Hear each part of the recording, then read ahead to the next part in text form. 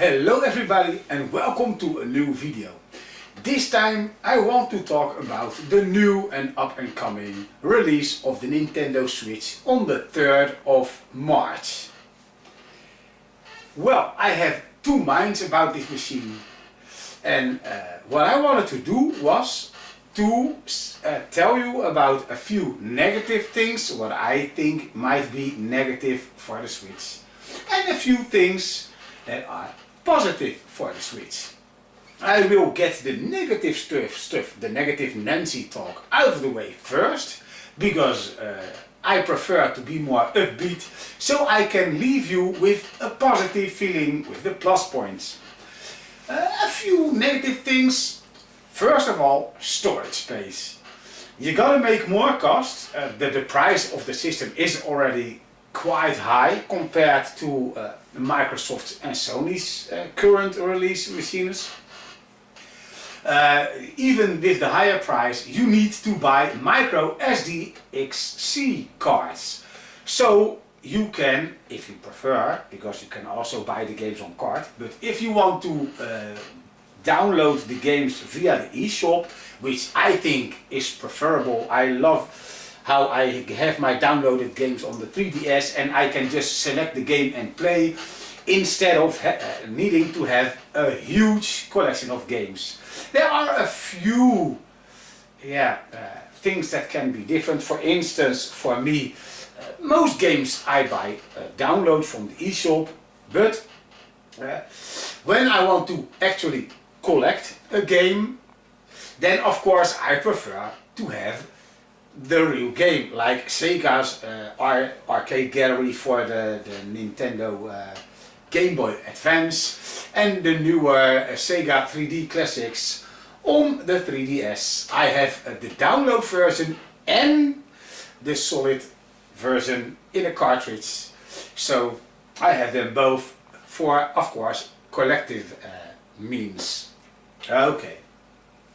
The second negative point for me is the default standard controller. By combining two Joy-Cons in that holder, so it'll get the shape of a big controller, I think that will play a bit awkward because the D-pad is missing. And why is it missing?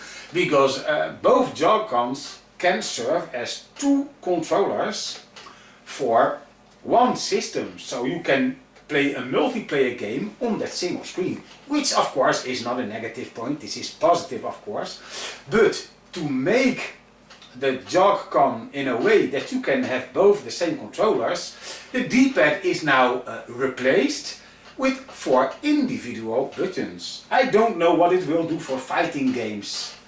So this means that a gamer like me will have to fork out some more for the more expensive also, because most controllers that so far I've bought are around the 50-60 euros, and they are actually from either Sony or Microsoft. So now I need to buy myself a more expensive 70 euros Pro controller, but it won't have analog triggers, or so I've heard on the internet. This is actually the case with my Wii U Pro controller, official release by Nintendo. It doesn't have analog control, so even if I would make some changes in the options for a racing game, that I want the triggers to function as accelerate and brake, it's either full throttle or no throttle at all. So this is a little bit, too bad. That's a little bit negative for me. Okay, the third minus point, and I don't think it's really a big complaint, because well, they've shown, for instance, when the Wii U came out, it was also less powerful than the other hardware that was released. But still they managed to release games with great graphics, like the Mario games, and my most favorite Mario game is Mario Kart 8, and man, the looks that is vibrant and arcade-like. So it is at minus point, but I don't think it will be a big problem. Except for third-party developers that don't want to invest time to make it really good or really wonderful. I've seen some comparison videos, or no, not videos, sorry, I'm mistaken about this. I saw some comparison screenshots from a game that is coming to Wii U, I mean Nintendo Switch and PlayStation 4. I don't know if it's also coming on Xbox One, but there were a lot less particle effects in the game, a lot less lighting effects, like light coming through a window, sunlight. And also windows that have an arch. On the PlayStation 4 it was nice and rounded and made up by whatever amount of polygons. And on the Switch it was like 8 or 9 angles, really easy to see that it was very rough around the edges. But like I said, with the Wii U they showed with Mario Kart that everything can be round and full, and so I think this is just a case of who is creating the game and how much attention will they pay to what you can do with it. Okay, my final negative point is, well, will the promised third-party developers stay? Because, well, with the Wii U, where they also said they were going to support Nintendo, they were left, and this was even before it was known that the Wii U didn't become the strongest selling console from Nintendo. As a matter of fact, it's, if I'm not mistaken, the worst selling system from Nintendo, while the Wii, the first Wii, was the best selling system. And this was only, my opinion of course, not due to research, but I think it is only because of the Wii you could find in elderly homes. Everybody wanted to game because Nintendo showed something new, and with the motion controls, a lot of people was like, hey, that looks like great fun to do. And then you had that game with the weighting scale where you could, oh, the balance board, yeah, I remember. I didn't have that, but my sister bought it. Well, in the beginning it was like, they bought it for themselves as well, and later they grew bored of it, and only their children were playing with it. And so, well, I think a lot of people after the Wii, they weren't real gamers, so they didn't came back to the Wii U. And also the Wii U, a lot of people thought that that screen, that was the only part of the Wii U, and it was an extra for the Wii. That's what they thought. And since the people were already stopped playing because they weren't die-hard gamers like the people, I guess, that are following videos like this, watching and searching for more info for their system. Real gamers will stay gaming until their body doesn't want to do it anymore, when you get problems with your hands and you cannot play anymore. But I will game until I can't. Because for me, gaming is more fun than watching a movie. Movies are great fun. I like to rewatch movies, that's why I buy them. But they are not interactive. And for instance, a movie I watch, my most favorite movie I have seen like maybe 20-25 times, and then I'm talking about the trilogy Back to the Future. That is in the 80s. I've rewatched that movie so much. But I do think that I've played through Grand Theft Auto 5 more than that I've watched every movie of that trilogy combined. So somehow the gaming, because you are in control of the main character, or in Grand Theft Auto 5's case, main characters, because there are 3 of them. Yeah, that for me is much more fun. Okay, back to the Switch. I am dwelling off from the points. So that was the negative points, and like I said, they don't have to be all negative, because, well, for every negative point there is a solution, except for the lack of power. The storage space, well, you can buy a micro SDXC card and then the storage problem is solved. The standard controller without a D-pad can be replaced with a Pro controller. That costs you a little bit more money, but you can make it more of a gaming system for a die-hard gamer like me. And the power, like I said, especially when you get the quality game from Nintendo, I don't think that will be a big problem. Okay, positive points. And this is what I really like. That is, the first point is also my most favorite points. All the games that I'm playing on my 3DS, especially those great classics from Sega, the 3D classics, and of course games like Mario Kart 7, 3D Mario World, I forgot the proper name of the game, but well, a lot of those games, every time when I play them on that small screen, and even though I've got the XL version, I thought, wouldn't it be cool that just like with the PlayStation Portable, I have one with a special cable and then you can hook the system up to the TV. And I thought, wouldn't it be cool if I could hook up my 3DS to the TV? Well, as you could have seen on the very first video that Nintendo released, every game you can play on the TV or in portable mode. So my dream came true. I get a replacement for the 3DS, which will play the game in portable mode, as well as on the console mode. So you slide it in the docking station, no extra things needed. You slide it in and the image will be transferred from your screen on the Switch to the screen of your television. Awesome. Okay, point 2. I like things with great designs. For instance, how you see televisions, the big old CRT with a big fat ass, then they got smaller and smaller. You get the LCD, before that plasma television, and now LED and that newer, I forgot how it's called, systems. The borders are getting smaller, the TVs are getting thinner like a sheet of glass. And soon I think it will be as paper thin and you can hang it just on a wall, for instance. So I think we are really going in that kind of direction that will feel like as thin as, for instance, if you have a beamer and then that sheet where you have to direct the image on. I think a television will look like something like that in the near future. That's cool. I like those designs, and the design of the Switch I truly like.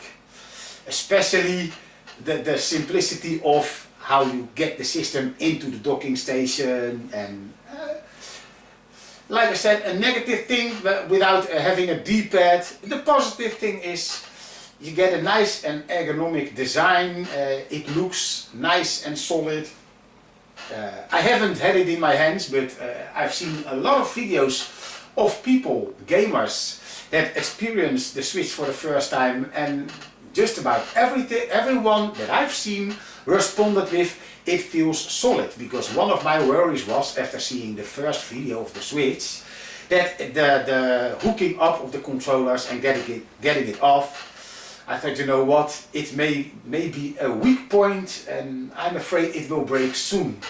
But so far I've heard only positive news, and so now you got a tight design, and also it seems like a solid design. So that is a very good positive point. Okay, the third positive point is that new vibration system. I still remember playing for the first time Metal Gear Solid on the first PlayStation, the PlayStation PSX as it was called in development time.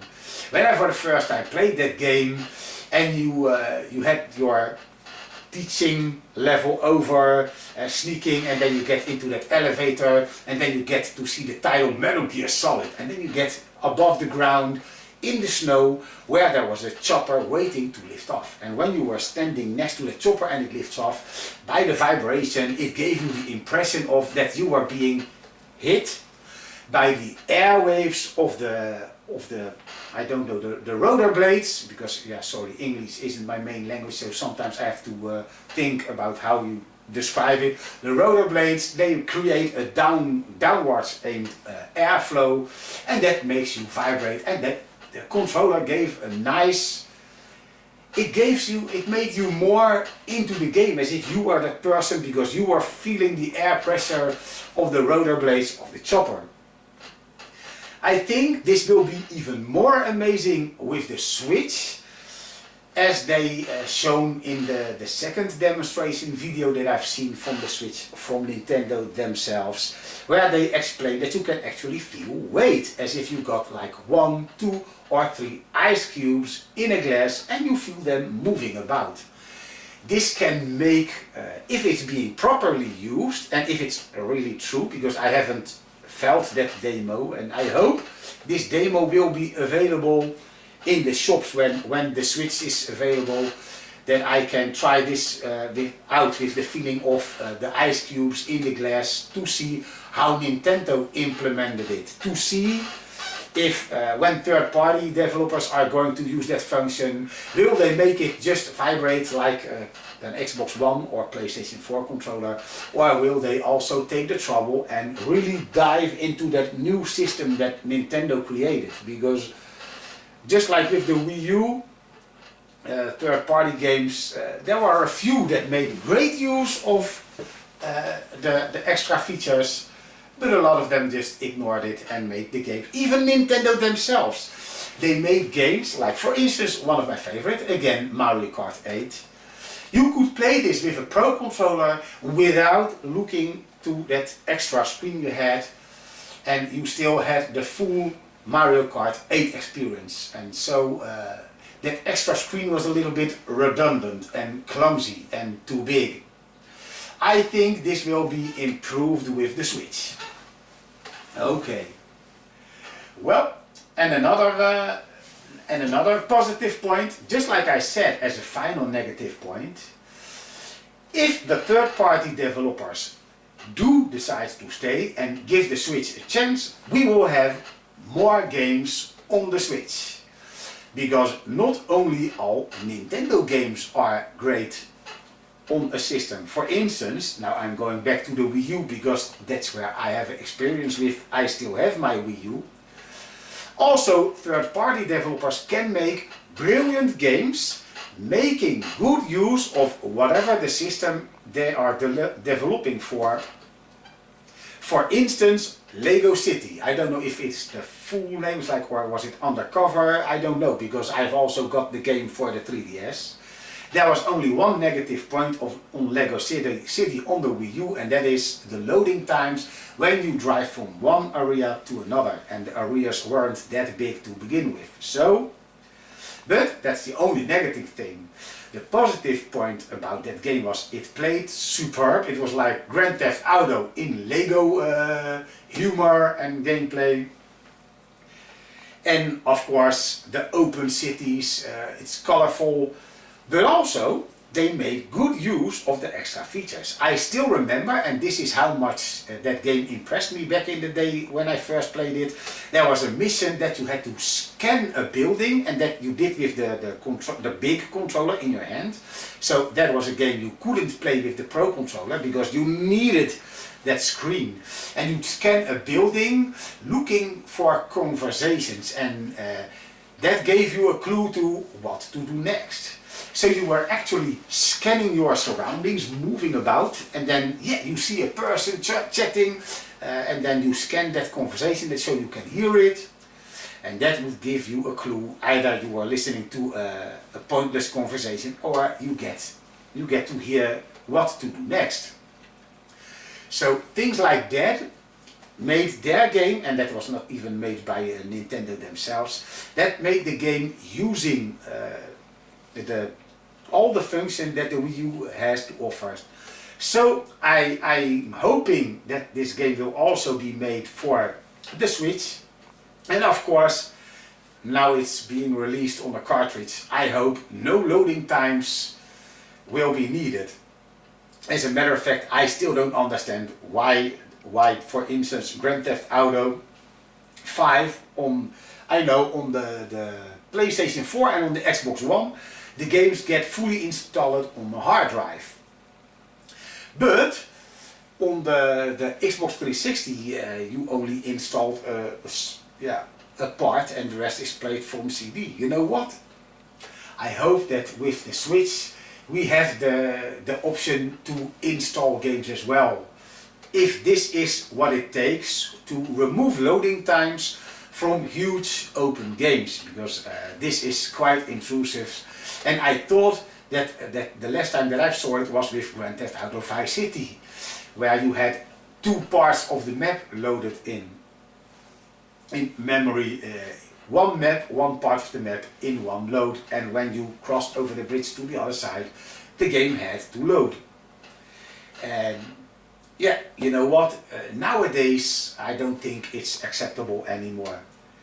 Okay, so to end off this conversation, because I had 4 positive and 4 negative points, to end off the games, I need to honestly say I didn't pre-order my Switch, but this is because of I know that the launch lineup is a bit on the low side, and the huge title they wanted to launch the Switch with is a gaming title that I know everybody loves, Zelda, but me, I'm a gamer that I like more arcade-like games, or games where you do not have to invest so many times and just can take Grand Theft Auto 5. The story is not that big, you can run through it within 15 minutes, and if you've played it as much as I do, you can do it in like 9 or 10 hours, and then you get through the whole game.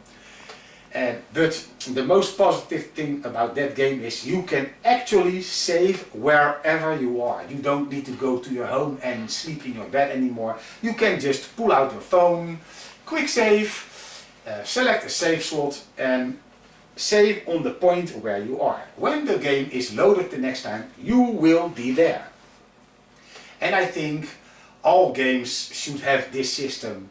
If they make something like that for Zelda, if it has maybe this save system, I will try it, but well, there's too few games. Maybe I will get it when Mario Kart 8 Deluxe, or whatever its name is, will be released. But I don't know, it all depends. I want to play it with my at a friend nephew's place first, because I've already got Mario Kart 8 for the Wii U. And since I'm still having my Wii U, I don't know if the few extra tracks, which are mostly, as far as I know, multiplayer maps that you get that mode back that started out with the Super NES Mario Kart game, with the balloons circling your kart, and when you get shot, one of the balloons pop, and when all your balloons are gone, you're out of the match. So yeah, I like the idea, that's nice for multiplayer, but since I've got a busy time at work, I don't have too much time for multiplayer anymore, and most of the time I will be playing single player. And since I've heard there will be no extra tracks for the single player, I don't know if I would re-buy the game while I am still having my Wii U version. For my nephew, I can imagine that he will buy this game because he doesn't have his Wii U anymore. And so it's a good investment because it is a brilliant game. With a lot of tracks, because I've got the extra downloadable tracks for the Wii U version as well. And not many arcade games can claim to have so many different backgrounds in one single game. Although I do think that Sega Sonic All-Star Racing Transformed and also the first also had a good amount of tracks, but still I think Mario Kart 8 tops it when it comes to the amount of tracks. Okay, before I'm diving too much into Mario Kart 8, what do you feel about the Switch? Have you pre-ordered yours? If yes, why? I do think that I know the reason. It will be Zelda, I guess. Before I end, I do buy the system when the new Mario game comes out, because it looks like it's going to be finally a game that I really want to play, improving on the Mario universe, making it feel more like Mario 64 on the Nintendo 64, which I still think, for me, is the best Mario game ever. I hope that this new Mario game will finally topple it. That new idea with the head, which you can use as an extra platform to jump bigger gaps between one side of a building, for instance, which I saw in a video in New York, to another side of the street, to on top of another building, sorry. Yeah, I think that's brilliant. So for me, I think either Mario Kart or the new Mario Odyssey game will be an incentive to get the Switch. And of course, if Sega decides to port the 3D classics to the Switch, then of course the 3D will be removed, but I am finally then able to play those brilliant games like Afterburner, Outrun, all these games that they did for the 3DS. Finally am able to play this on the big screen. Okay, so tell me why you didn't or did pre-order the Switch. I'm very curious how much enthusiasm there is for this system. I see a lot of potential in the system, and I will remain positive until, of course, the future tells otherwise. But I think it can be a winner. Maybe not a winner compared to the PlayStation 4 Pro and the up and coming Xbox, I forgot the name, but the more powerful Xbox One. Yeah, but I do think they can still have a successful launch, and more important, a successful remainder of the time, and the system will finally get back to the top. Okay, thanks for watching, and I hope to see you in the next video.